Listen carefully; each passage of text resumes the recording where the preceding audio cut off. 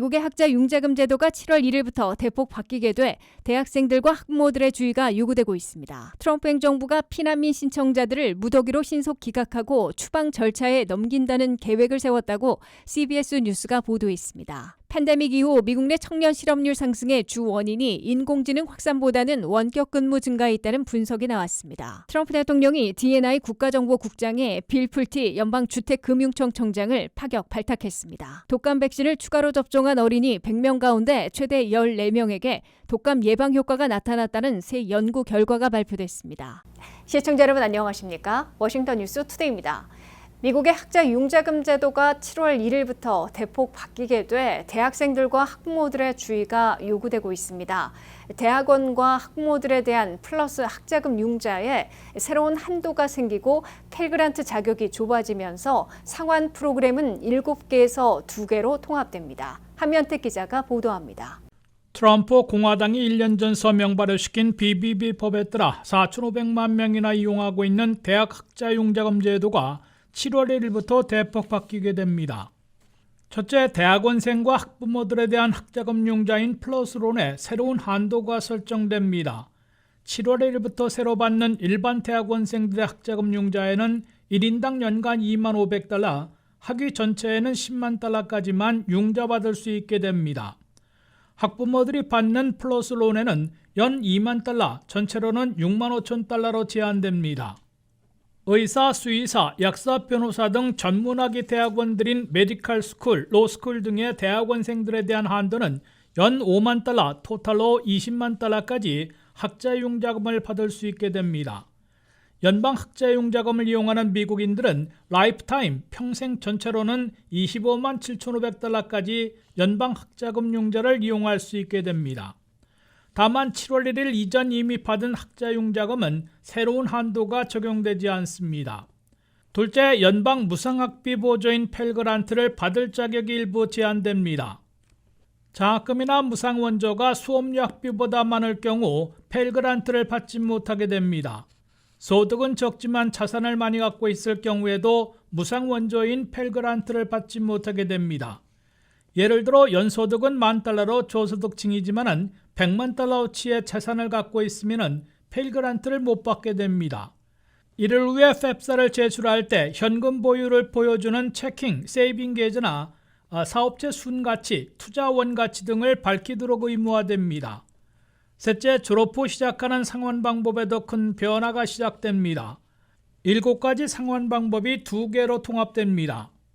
7월 1일부터 론 서비서들이 학자융자금을 갚을 졸업생들을 중심으로 90일 안에 통합되는 새 상환 플랜으로 전환할 것을 권고하는 통보를 해오고 그때까지 아무런 조치를 취하지 않으면 자동으로 스탠다드 상환 플랜으로 전환됩니다.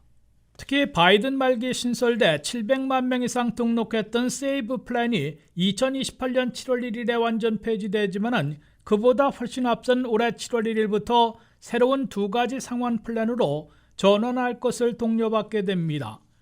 세이브 플랜 등록자들은 트럼프 행정부에서 도입한 RAP 플랜으로 대거 전환해야 할 것으로 예상되고 있습니다. 트럼프 행정부에서는 상환 방법으로 티어드 스탠다드 플랜과 함께 세이브 플랜을 대체하는 RAP 플랜을 소득 기반으로 상환하는 하나의 상환 방법으로 통일해 놓고 있습니다.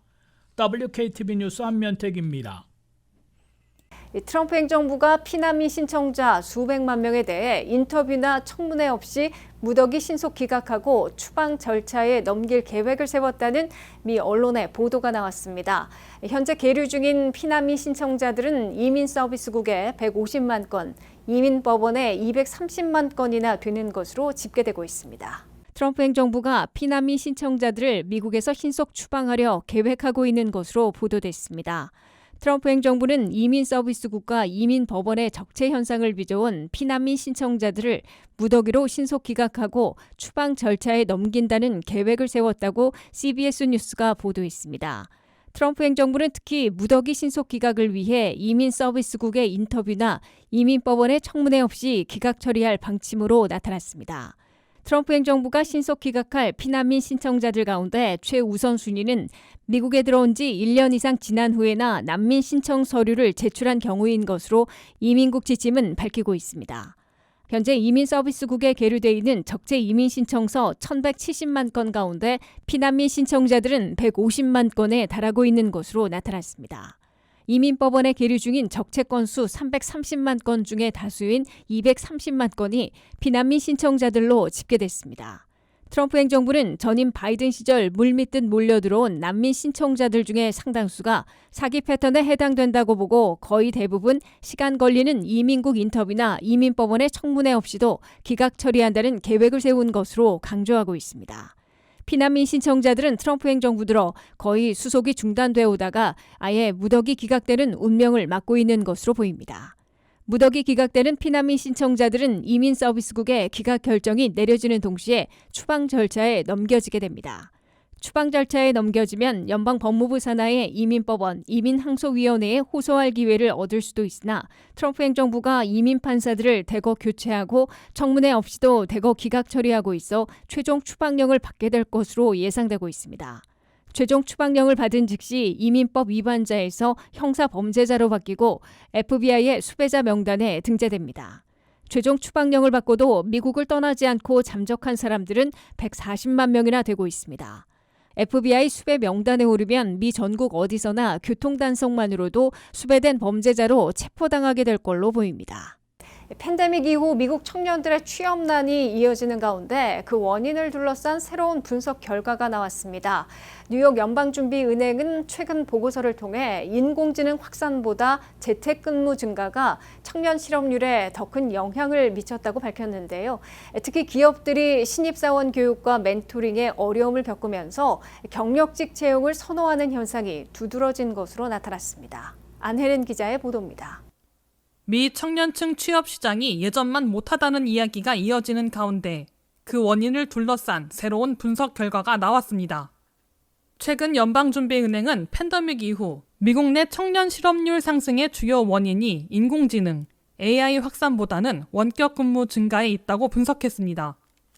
보고서에 따르면 미국의 29세 미만 청년 실업률은 팬데믹 이전인 2017년부터 2019년까지 평균 3.1%였지만 팬데믹 이후인 2022년부터 2025년 사이에는 3.7%로 상승했습니다.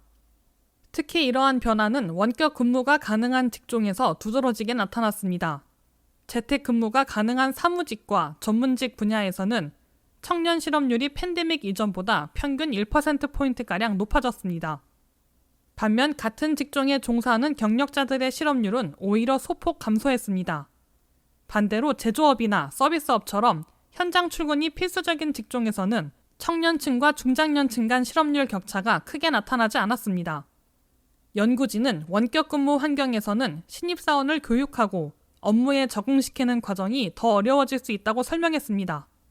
관리자와 선배 직원이 직접 업무를 가르치고 멘토링하기 어려워지면서 기업들이 경험이 부족한 신입 채용에 더욱 신중해졌다는 분석입니다. 실제로 최근 미국 취업 시장에서 가장 어려움을 겪는 계층도 대학을 갓 졸업한 사회 초년생들입니다. 전체 미국 실업률은 4% 안팎으로 비교적 안정적인 수준을 유지하고 있지만 16세에서 24세 청년층 실업률은 최근 9%대를 기록하며 전체 평균의 2배 이상 높은 수준을 보이고 있습니다. 특히 IT 업계와 사무직 분야에서는 기업들이 신입 채용보다 경력직 채용을 선호하는 경향이 강해졌습니다. 이 때문에 대학 졸업장만으로 취업이 가능했던 과거와 달리 인턴십 경험이나 실무 프로젝트, 기술 역량을 갖춘 지원자들에게 기회가 집중되고 있습니다. 그동안 생성형 AI가 신입 일자리를 대체하고 있다는 우려도 제기돼 왔지만 연은은 청년 실업률 상승이 AI가 본격적으로 확산되기 전부터 이미 나타나고 있었다며 현재까지의 통계만으로는 AI가 청년 실업 증가의 주된 원인이라고 보기 어렵다고 평가했습니다. 다만 기업들이 신입 채용 규모를 줄이고 높은 수준의 실무 역량을 요구하고 있는 만큼 청년 구직자들의 취업 경쟁은 당분간 이어질 것으로 전망하고 있습니다. WKTV 뉴스 안혜린입니다. 트럼프 대통령이 미국의 18개 정보기관들을 총괄하는 D&I 국가정보국장에 올해 38살인 빌 풀티 연방주택금융청 청장을 파격 발탁했습니다. 유명한 주택건설업체 풀티 창업자의 손자인 빌 풀티 지명자는 주택금융 분야에서는 전문가로 평가받아 왔으나 정보 분야에선 일한 적이 없는데 트럼프 마가 충성파로 꼽히고 있습니다. 한면태 기자가 보도합니다. 도널드 트럼프 대통령이 또 한 번의 파격 인사를 단행해 시선을 집중시키고 있습니다. 트럼프 대통령은 털시 겟바드 국장의 사임으로 공석이 되는 DNI 국가정보국장 대행에 필 불티 연방주택금융청 청장을 지명했습니다. 필 불티 국가정보국장 지명자는 1988년생 올해 38살로 미국의 18개 정보기관들을 총괄하는 정부 총수 자리에 오르게 됐습니다. 빌 풀티 지명자는 플로리다에서 태어나 노스웨스턴 대학을 나왔으며 유명한 주택건설업체 풀티그룹의 창업자의 손자로 사업가로 분류되고 있으며 연방주택금융당국인 페니메이와 프레디맥의 회장을 역임하고 주택금융을 규제하는 연방주택금융청의 대표로 일해왔습니다. 이처럼 주택과 주택금융 업무를 주로 맡아온 필 불티 지명자가 미국의 18개 정보기관들을 총괄하는 DNI 국가정보국장으로 기용돼 모두를 놀라게 한 파격발탁으로 꼽히고 있습니다.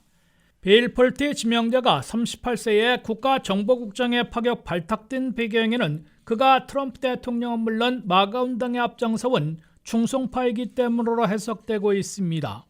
사임을 발표하고 6월 30일자로 물러나는 털시 겟바드 국가정보국장은 민주당 출신 연방 하원의원을 지냈다가 공화당으로 말을 갈아탄 후에 트럼프 대통령의 열성 지지자로서 정부 총수 자리에 올랐으나 트럼프 진영 내에서 외톨이로 주요 정책 결정에 소외되는 모습을 보였다가 결국 사퇴를 발표했습니다.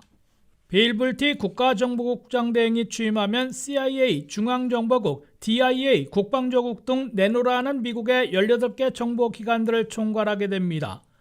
다만 미국의 핵심 정보 활동은 CIA나 DIA 등 전문적인 정보기관들이 맡고 DNI는 국가정보를 통합관리해 허점을 틀어막고 정보기관들 사이의 정보 분석을 조율하거나 종합 판단하는 역할을 하고 있습니다. 대통령에게 매일 보고하는 일일 정보 브리핑은 주로 국가정보국장이 맡고 있으며 때로는 CIA 중앙정보국장이 시행하고 있습니다. WKTV 뉴스 한면택입니다.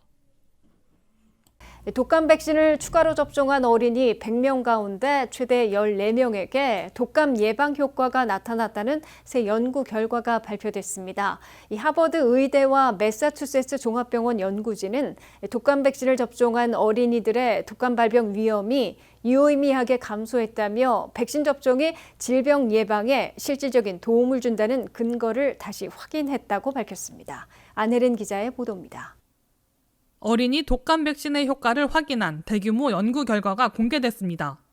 하버드 의대와 매사추세츠 종합병원 연구진은 최근 미 의사협회 학술지 자마 소아과학에 발표한 연구에서 독감 백신을 접종한 어린이들이 독감 발생 위험이 유의미하게 감소했다고 밝혔습니다. 연구진은 2세에서 5세 사이 어린이들을 대상으로 여러 해에 걸친 건강보험 청구 자료를 분석해 백신 접종 여부와 독감 진단율의 관계를 조사했습니다. 이번 연구는 아이들의 생일 시기에 주목했습니다. 가을에 태어난 어린이들은 정기 건강검진 일정이 독감 백신 공급 시기와 겹치는 경우가 많아 자연스럽게 접종률이 높았습니다. 반면 여름에 태어난 어린이들은 별도로 예약을 해야 하는 경우가 많아 접종률이 상대적으로 낮았습니다. 연구진은 이러한 차이를 활용해 두 집단의 건강 상태를 비교했습니다. 그 결과 가을에 출생한 어린이들은 여름에 출생한 어린이들보다 독감 백신 접종률이 더 높았고 실제 독감 진단율은 더 낮은 것으로 나타났습니다. 반면 독감 백신과 관련이 없는 일반 감기나 위장관 바이러스 감염에서는 두 그룹 사이에 의미 있는 차이가 나타나지 않았습니다. 연구진은 이러한 결과에서 독감 감소 효과가 단순한 우연이 아니라 백신 접종에 따른 영향임을 보여준다고 설명했습니다.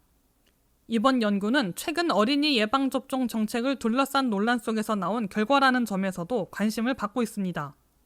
연구를 이끈 팀은 독감 백신 접종이 어린이들의 질병 예방에 실질적인 도움을 준다는 근거를 다시 확인했다고 밝혔습니다.